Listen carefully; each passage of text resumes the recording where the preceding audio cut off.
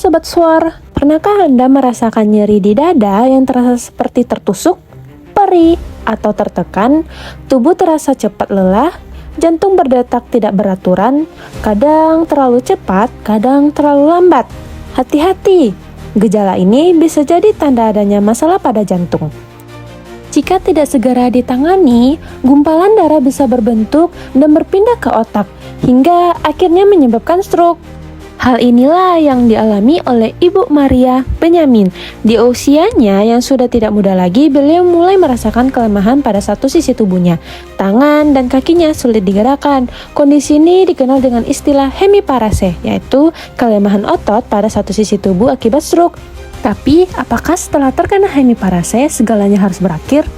Tidak, justru disinilah perjuangan baru dimulai. Lalu bagaimana SWAR hadir untuk membantu pasien hemiparese seperti Ibu Maria agar bisa kembali bergerak dan beraktivitas secara mandiri? Yuk kita lihat bersama.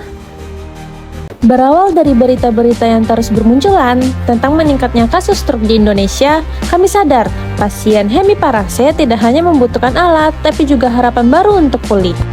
Tahap demi tahap kami jalani, dimulai dari diskusi intens bersama dosen pembimbing, melakukan perencanaan awal, pemilihan bahan aluminium profil yang ringan namun kokoh, pembelian komponen, hingga proses perakitan dan pengujian setiap komponen dengan teliti.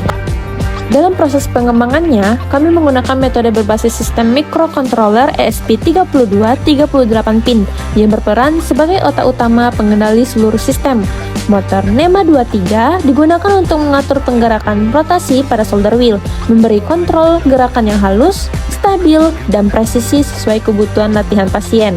Motor ini dikombinasikan dengan gearbox yang berfungsi memperkuat torsi dan menjaga kestabilan saat alat digunakan oleh pasien dengan kekuatan otot yang berbeda-beda. Semua komponen tersebut dihubungkan secara terintegrasi melalui driver motor dengan sensor sudut yang bekerja secara sinkron untuk membaca serta menampilkan hasil pergerakan pasien secara real-time pada layar monitor. Dari sistem inilah, tenaga medis dapat memantau data latihan pasien mulai dari sudut, gerakan bahu, tingkat ketinggian solder, hingga intensitas latihan. Semuanya tersimpan dan dapat diakses melalui web monitoring SWAR. Melalui web ini, tenaga medis dapat melihat hasil latihan pasien, mulai dari sudut pergerakan, intensitas, hingga peningkatan performa setiap minggunya. Tak hanya itu, pasien juga dapat melihat grafik perkembangannya sendiri, sehingga mereka bisa termotivasi untuk terus berlatih dan pulih.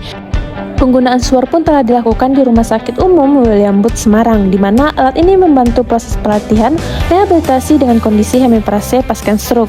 Respon dari tenaga medis positif dan respon dari pasien. Saat ini sudah bagus ya, bagus banget sudah.